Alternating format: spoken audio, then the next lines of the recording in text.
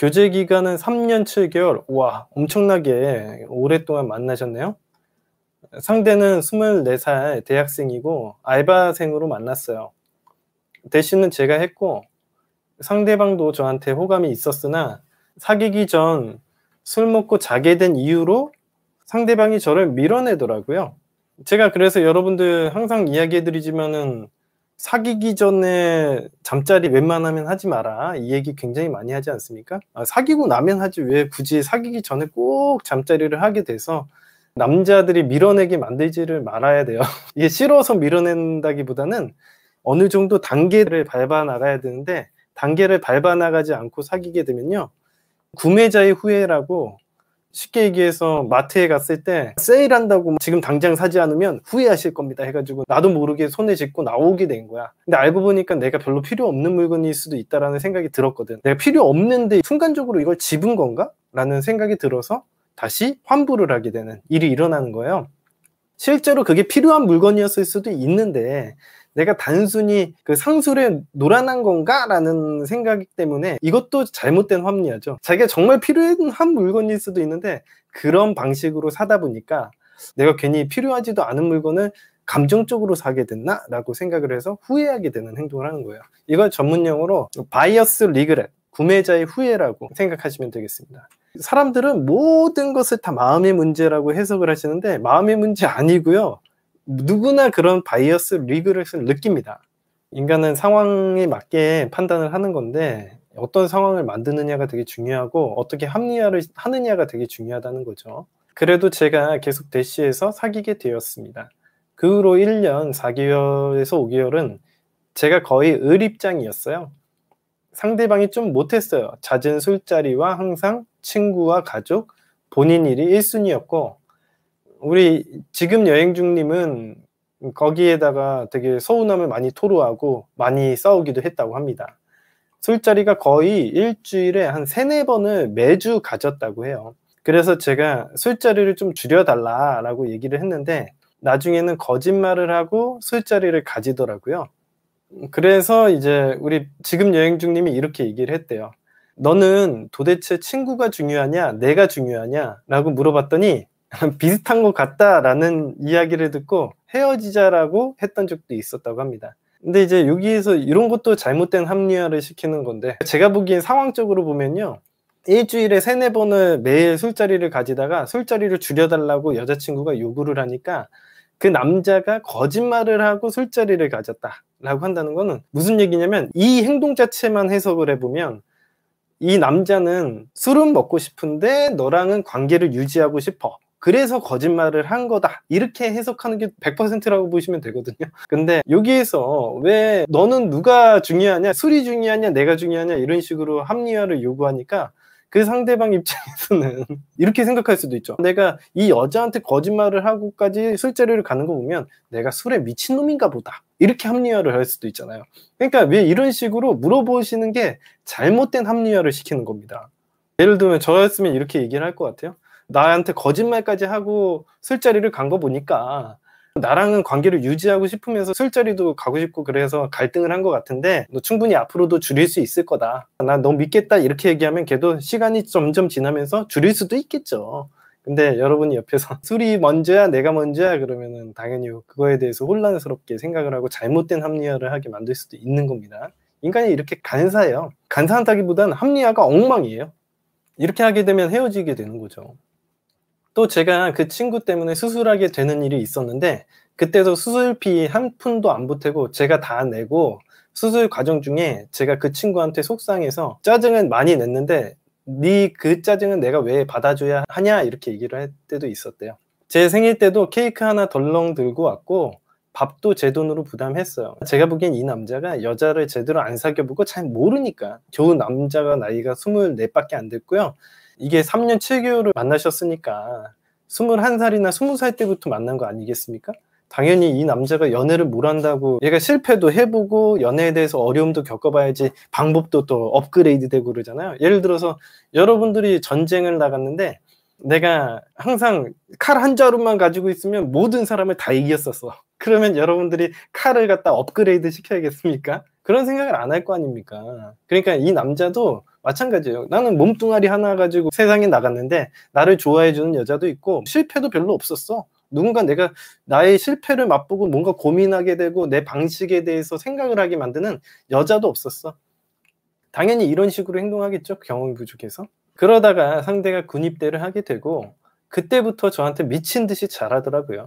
생전 못 받아본 선물과 데이트 비용까지 거의 본인이 빌려서라도 와서 부담했어요. 저는 그때부터 안정기가 찾아와서 예전에 하던 집착이 아닌 집착, 상대방과 하루라도 더 만나고 싶어 하거나 술자리를 싫어한다거나 하는 등의 행동들을 모두 멈췄고, 이게 집착 아닌 집착을 할 필요가 없는 상황이 돼서 이것도 되게 이상한 합리화라고 보시면 돼요. 애정 표현이나 선물도 상대방이 100을 하면 저는 한 30 정도 하는 걸로 바뀌었어요. 제가 더 많이 표현하면 주도권을 뺏길 것 같기도 하고 그래서요. 그런데 이제 보시면 아시겠지만 이 남자가 군대를 당연히 갔으니까 어디 도망갈 데도 없어. 그리고 얘가 술을 먹고 늦게 들어갈 것도 없어. 왜냐? 군대 있잖아. 군대에선 9시나 10시면 점호해가지고 잠 다 재워야 돼요. 이거는 어디 돌아다닐 수가 없어. 거의 감옥에 갇혀있는 수준이고 매일 아침 7시에 기상해서 저녁 9시에 자야 되는 건 모든 군대에서 정해져 있는 거거든요. 당연히 집착을 할 이유가 없죠. 안정기가 찾아온 게 군대에 가서 그런 거예요. 이 남자도 여자친구에게 집중을 하게 된 것도 뻘짓은 못 하잖아. 그리고 군대에서는 여자친구가 굉장히 귀하거든요. 군대 가 있는 동안 만나주는 여자가 없어서 그렇습니다. 군대 가 있는 동안에 이제 남자친구가 나를 관리도 잘 못해줄 거고 만나주지도 못해줄 텐데 군대 있는 기간에 기다려주는 거는 남자친구 입장에서는 되게 고맙고 아쉬운 입장은 남자친구여서 당연히 잘해주는 겁니다. 인간은 이런 식으로 상황에 맞게 행동을 하는 것 뿐인데 이게 마치 마음의 문제인 것처럼 해석을 하시면 곤란하게 되는 거죠. 너무나도 상황적으로 보시면 당연한 일들을 사람들은 잘못된 합리화를 하고 있다. 이런 것들을 배울 수 있는 사연인 것 같아요. 또 상대가 데이트 비용을 덜 가지고 나오거나 그러면 제가 서운한 티를 내기도 했어요. 자, 그러다가 이 친구가 작년 12월에 제대했습니다. 제대 후에 2달까지는 별 낌새를 눈치 못 챘어요. 여전히 저를 사랑스럽게 쳐다봤습니다. 그러다가 한 달 전 갑자기 데이트 비용을 3,000원을 들고 나오더라고요. 여태까지 했던 것처럼 서운해서 삐져 있었더니 평소와는 다르게 본인도 저를 풀어줄 생각이 없더라고요. 그렇게 지내다가 제가 너 요즘 권태기야? 좀 변한 것 같다 라고 물어봤습니다. 그랬더니 이 남자가 미친 듯이 혼란스러워하면서 갑자기 생각할 시간을 갖자고 하더군요. 전 당황했지만 알겠다고 하고 집에 왔는데 제가 전화를 하니까 전화기를 꺼놓는 등 생전 안 하던 행동을 하더라고요. 그러다가 다시 연락이 와서 그냥 본인이 요즘 우울증인 것 같다며 미안하다길래 얼렁뚱땅 화해하고 보냈습니다. 그런데도 행동은 변한 게 없어 보이길래 얼마 못 가서 또 물어봤어요. 권태기냐고. 근데 본인이 펑펑 울면서 이게 무슨 감정인지 모르겠다. 시간을 좀 갖자. 내가 시간 다 갖고 돌아왔는데 누나 마음이 변해 있으면 어떡하냐 하면서 매우 혼란스러워했어요. 그리고 나서 그는 결국 이게 권태기라면 권태기가 맞는 것 같다. 이 과정에서 누나가 상처를 너무 많이 받을 것 같고 내가 예전 관계로 돌릴 자신이 없다며 이별을 구했고 그러면서도 계속 울며 불며 그냥 내일 자기가 다시 결정하면 안 되냐고 그러길래 곧 잡을 줄 알았는데 안 잡더라고요. 자, 여기까지 제가 해석을 해드리겠습니다. 이 남자랑 처음 사귀었을 때와 군대를 갔을 때와 군대를 제대한 상황이 변했어요. 상황의 변함에 따라서 관계가 가불관계도 다르고 주도권도 달라지고 상황이 변하고 있다는 것 여러분들이 사연을 읽어보시면서 눈치채고 계시죠? 지금 무슨 얘기입니까? 상황이 변하면 인간의 감정도 상황에 맞게 변한다라는 거예요. 인간이라는 게 되게 간사하기도 하고 합리화하는 동물이기도 합니다. 어머니 밥상 이론을 보시면 아시겠지만 여러분들이 머리로 생각을 하는 것과 내면 세계에서 판단하는 것은 굉장히 좀 차이가 있습니다. 예를 들면은 어머니 밥상 이론도 마찬가지잖아요. 우리가 머리로는요, 어머니가 매일매일 아침에 일찍 일어나서 여러분들보다 1시간이나 일찍 일어나서 밥도 챙겨주고 여러분들 건강을 생각해서 건강식으로 아침밥을 매일매일 챙겨주면서 항상 먹으라고도 독려도 해줘요. 엄청 고마운 존재예요. 머리로는 다 알아요. 근데 여러분들 어떻게 생각해요? 아침밥 먹고 나가라는 얘기하면은 여러분들이 뭐라고 반응합니까? 엄마 또 그 소리. 아이 잔소리 그만해. 나 알아서 먹을게 내가. 엄마 내가 먹고 싶을 때 먹어야지 엄마가 자꾸 이렇게 부담스럽게 하면 엄마 나 한 집에서 못 살아? 협박도 합니다. 머리로 생각하는 것과 우리의 내면 세계의 판단은 좀 차이가 있다는 거죠. 여러분들 제 방송 보시면서 이런 거 많이 느끼셨을 거라고 생각이 들 겁니다. 군대에 있는 동안 나를 기다려준 여자친구는 머리로는 고마운 거예요. 어머니 밥상 이론처럼 머리로는 고마워해요. 하지만 내면 세계에서도 고마워할까요? 내면 세계에서는요, 그런 고마운 마음 같은 거는 없습니다. 내면 세계에서는 철저히 이득이 되는 행동만 하고 필요성에 의해서 판단을 하고 가치가 높은지 낮은지를 내면 세계에서 판단합니다. 예를 들면 여러분들이 100원짜리 물건을 1000원 주고 사지 않아요. 문방구도 A라는 문방구가 있고 B라는 문방구가 똑같이 있어. 근데 A라는 문방구에서는 이걸 100원에 팔아. 근데 똑같은 물건을 B라는 문방구에서 1000원 주고 팔아요. 그러면은 A라는 문방구에서 물건 살 거예요? B라는 문방구에서 1000원 주고 그 물건 살 거예요? 여러분도 한번 대답해 보십시오. 당연한 판단을 하겠죠? 이런 걸 가치 판단이라고 하는 거예요. 인간이 되게 간사하다는 게 이런 이득적으로 판단하는 거예요. 군대에 있는 동안에는 여자친구는 귀한 존재였지만 군대를 제대하고 났을 때는 이 여자친구가 귀한 존재겠습니까? 그때랑은 마음이 많이 달라져 있겠죠. 군대에서는 사귈 수도 없고 밖에 돌아다녀서 여자를 만날 수도 없지만 지금 밖에 돌아다녀 보면 내가 눈에 보이는 게 여자거든요. 그래서 이 친구는 가치적인 판단이 더 낮아질 수밖에 없고 예전 같은 행동을 하지 않을 수밖에 없는 거예요. 근데 이 남자도 자기가 가치적인 판단을 하는 건지 아닌지도 잘 몰라요. 남자들이 이걸 갖다가 자기가 나는 가치적인 판단을 하는 거야, 나는 필요성에 의해서 인간 만나는 건 이기적인 놈이야, 이렇게 생각하지 않습니다. 이 세상을 살아가는 모든 사람들이 자기는 항상 착하게 행동하고 상대방에게 배려해야 된다고 배우고 도덕적으로 상대방에게 잘해줘야 된다고 생각해요. 모든 인간이 그렇게 생각을 해요. 그래서 머리로 생각하는 것과 내면 세계가 충돌을 일으키는 겁니다. 그래서 보시면은 이 남자애가 굉장히 혼란스러워하죠. 권태기냐고 물어보니까 이 남자가 굉장히 혼란스러운 거야. 내가 군대에 있을 동안 그 여자를 굉장히 사랑했다고 생각했거든. 이 남자 스스로도 군대에 가고 나서부터 여자친구가 이뻐 보이는 거야. 근데 이게 왜 이뻐 보이는지 이 남자는 몰라. 그 순간부터 이뻐 보이기 시작해서 여자친구한테 되게 잘해야겠다 이렇게 생각을 했었는데 군대를 제대하고 나니까 그 마음이 자기도 흐지부지 된 거 가지고 왜 이렇게 좋아하는 감정이 왜 사라지게 됐는지 이 남자도 혼란스러운 거야. 내가 이 여자를 놓고 다른 여자를 만날 수 있을지에 대해서도 갈등이고 여러 가지 가치적인 판단과 같이 버무려져 가지고 이 남자가 혼란스러운 상태가 돼버린 겁니다.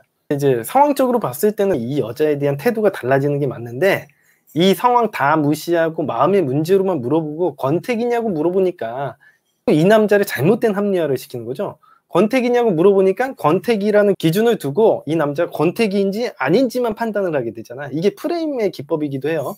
여러분들이 물어볼 때 제가 예전에도 프레임 기법에 대해서도 이야기해드렸지만은 프레임 정치학적으로 생각을 할 때도 너 코끼리 생각하지 마 이렇게 얘기하는 거는 코끼리라는 걸 기준점을 두고 생각을 할지 말지에 대해서 고민을 하는 거기 때문에 이 코끼리라는 화두에서 벗어나기가 힘들어요. 주제에서. 그렇다는 건 뭐냐면 우리가 너 권태기냐? 라고 생각을 하게 만들면요, 그 사람은 권태기 안에서만 생각을 하게 되잖아요. 권태기인지 아닌지만 생각을 하게 되는 거야. 내가 이렇게 마음이 식는 거 보면 권태기인 것 같기도 하고 아닌 것 같기도 하고 걔도 잘 모르니까 좀 생각해 본다고 했다가 이 남자가 느끼기에는 이전보다 이 여자의 가치가 떨어졌거든, 내면 세계에서는. 그러다 보니까 마음이 좀 식은 것 같다라는 느낌을 받고 이게 권태기가 맞는 것 같다라고 합리화를 하게 만든 거예요. 여자친구분이 남자친구를 그렇게 합리화를 하게 만든 거예요. 권태기라는 주제만 계속 던지니까 권태기가 맞는지 아닌지만 생각을 하는데 권태기가 맞다고 생각을 하겠죠? 누구나 제가 보기에는 이런 상황에서 이런 질문을 던지면요, 권태기라는 말을 거의 고문을 통해 자백하는 수준으로 던지는 것 같습니다. 곧 잡을 줄 알았는데 안 잡더라고요. 이 남자분이 잡으려고 하면요, 경험이 필요할 것 같아요. 어떤 경험이 필요하냐면 그 어머니 밥상 이론을 보더라도 우리가 어머니 밥상이 소중하다라는 걸 알면요, 혼자 자취를 해서 혼자서 밥도 굶어보고 아니면은 자기가 좋아할 만한 치킨이나 피자 많이 사 먹어 봐야지 어머니 밥상이 소중하다라는 걸 깨닫게 되잖아요.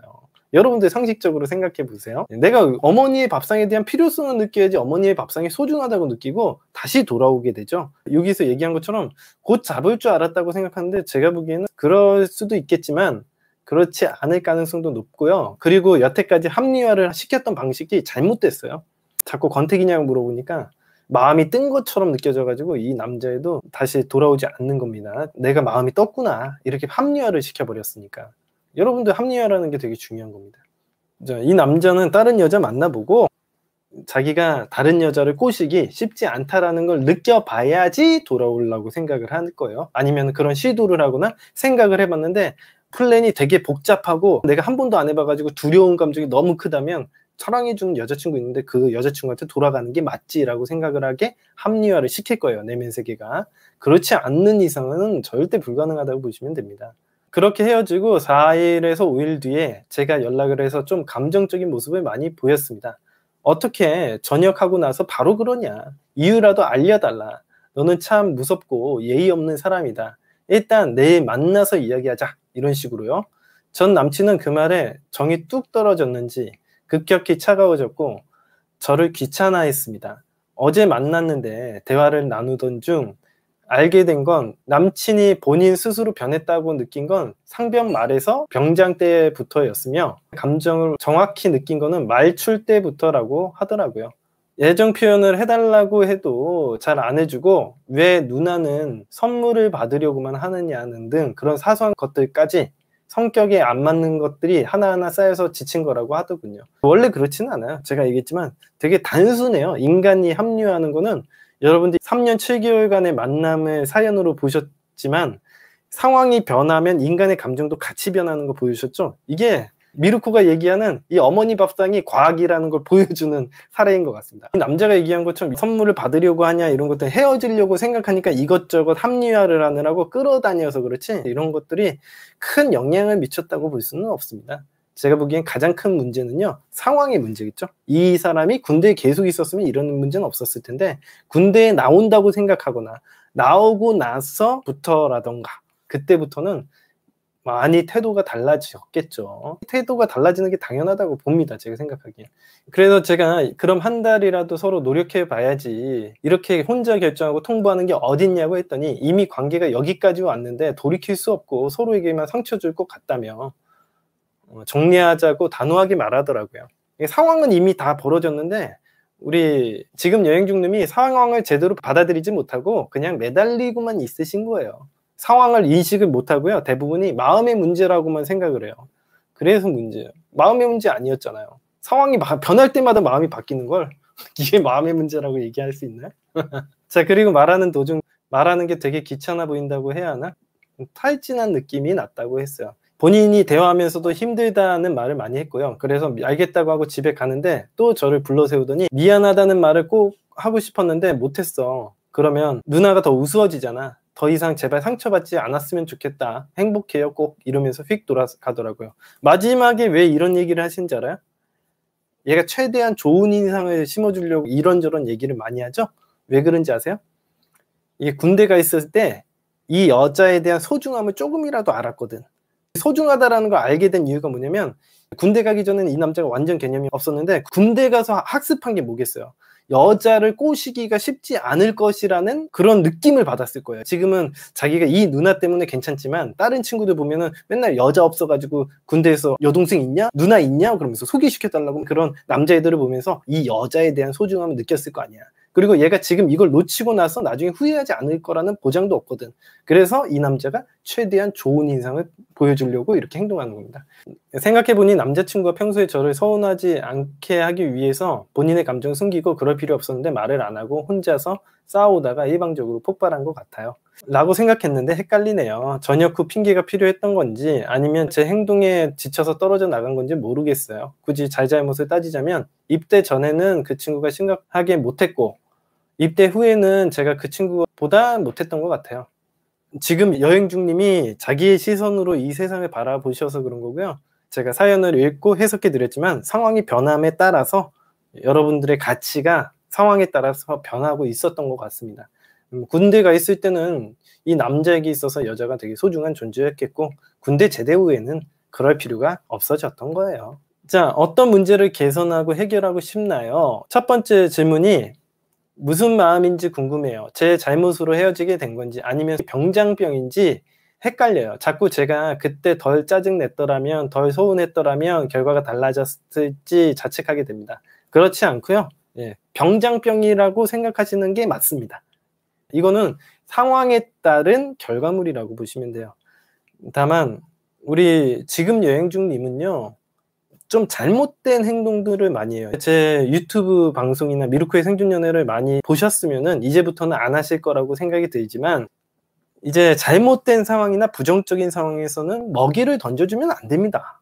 이거는 인간이든 강아지든 뭐 상관없어요. 잘못된 상황에 먹이를 던져주거나 간식을 던져주면요, 잘못된 학습이 되는 게 당연한 겁니다. 그게 이제 잘못된 건데, 지금도 보시면은 자꾸 헤어지자고 하게 되면 붙잡는다던가, 상대방이 부정적인 행동을 했을 때 자꾸 뜯어 고치려고 하고 서운한 행동을 하고 감정적으로 행동한다던가, 이런 것들은 다음 남자친구를 만나시더라도 꼭 고치셔야 되는 부분일 것 같아요. 이런 식으로는 학습이 안 돼요. 자, 두 번째 질문 보도록 할게요. 재회는 원하지 않습니다. 그런데 4년을 사귄 만큼 살면서 한 번쯤은 연락이 왔으면 좋겠어요. 저도 왜 이런 마음이 드는지 모르겠습니다. 어쨌든 연락이 올지 궁금합니다. 물론 사람마다 모두가 경우가 다르고 확률이 다르다는 건 알고 있지만, 어쨌든 올 확률이 더 높을지 안 올 확률이 더 높을지라도 궁금하네요. 반반입니다. 이거는 점쟁이가 아니고서는 맞출 수가 없어요. 제가 바로 이제 제가 강의를 해드릴 반엄 효과나 포로 효과라고 보실 수 있습니다. 심리 효과 중에 하나예요. 인간은 그러기를 원해요. 예. 본인이 그러기를 원하니까 저한테 전문가를 통해서 그럴 가능성이 높다라는 얘기를 듣고 싶어서 이런 질문을 하는 거지, 실제로 올지 안 올지는 아무도 모르잖아요. 근데 딱 제가 이야기를 해드리지만 저는 올 확률도 높다고 생각을 합니다. 왜 그러냐면, 이 친구가 좀 경험을 해보면 이 여자분이 소중하다라는 걸 그때서야 알게 되겠죠. 누구나 알게 될 겁니다. 알게 됐냐에 대해서 당연하다고 얘기를 하냐면, 여러분들 이 세상을 살아가는 모든 남자들이 여자 만나는 거 쉽게 생각하는 남자 단 1도 없습니다. 제가 제 명예를 걸고 이야기해드리지만, 제가 이렇게 여자 심리를 잘 알고 작업법을 잘한다고 해서 여자가 소중하지 않겠어요? 진짜 그렇지 않아요. 여자는 소중해요. 남자들의 세상에서는 원래부터 소중했어요. 내가 여자를 잘 꼬시든 안 꼬시든 그거랑 상관없이 원래부터 소중해요. 왜? 남자에게는 성적인 욕구가 있고 그 욕구를 충족할 만한 대상이 필요하기 때문에. 하지만 이 대상을 차지하는 게, 내가 이 여자 저 여자를 만난다고 해가지고 좋은 게 아니에요. 내가 직장을 갔다가 아무리 내가 능력이 뛰어나서 불러주는 데가 많다고 해가지고 내가 무조건 행복한 삶이라고 생각할 수 있어요? 안 그렇겠죠. 나도 어디 진득하게 좋은 회사 다니면서 월급 따박따박 받는 게 더 좋겠죠. 남자들도 마찬가지예요. 내가 아무리 인기가 있어도요, 한 여자를 우직하게 만나고 싶지, 이 여자 만났다가 저 여자 만났다가 하고 싶지는 않다라는 거예요. 대부분의 남자들의 세상에서는 여자가 귀하다라고 보시면 됩니다. 여러분들 아까 전에 군대 가서 보시면 아시겠지만, 군대 가서 여자 잘 만나는 애들이 몇 명이나 있겠어요. 여자친구 유지하는 애들도요, 한 소대에 한 30-40명 있는데 그 중에 한두 명 정도밖에도 안 돼요. 여자친구 말년까지 유지하는 애들은. 그 전에 헤어지고 다른 여자 만날 수 있을 것 같아요? 군대 있는데 어떻게 만나? 상식적으로. 소개팅을 시켜달라고 하면 누가 소개시켜주겠어요? 그 정도로 남자들이 여자를 만나기 원래 힘든 구조라는 것 정도는 아셨으면 좋겠어요, 여자들이. 당연히 후회를 하겠죠. 그러다 보니까. 제가 얘기했지만 거의 한 90% 이상의 확률로 모든 남자는 헤어지고 후회를 한다라고 생각하시면 돼요. 왜? 상황적으로는 후회를 할 수밖에 없는 상황을 만들어 놨으니까. 이 경험이 부족하면 부족할수록 후회를 더 많이 합니다. 왜냐면 내가 성공한 경험이 적기 때문에 새로 시작하는 데 있어서 두려움이 더 크거든요. 그래서 이런 상황이나 얘가 어떤 삶을 살지에 대한 인지를 하고 나서 얘가 어떤 심리를 가졌으니까 어떻게 행동하겠구나, 대략적인 예측은 할 수 있는데 올지 안 올지를 정확히 맞추기는 힘듭니다. 근데 이제 자기가 연락을 하고 싶다라는 마음이 있다고 해서 무조건 연락을 하는 건 또 아니에요. 연락을 하고 싶은 마음이 있다고 해서 연락을 하지는 않고, 용기가 없으면 또 연락 못하는 놈들도 있고 별의별 놈들이 다 있기 때문에 확률은 50대 50이다 라고 생각하시면 되겠습니다.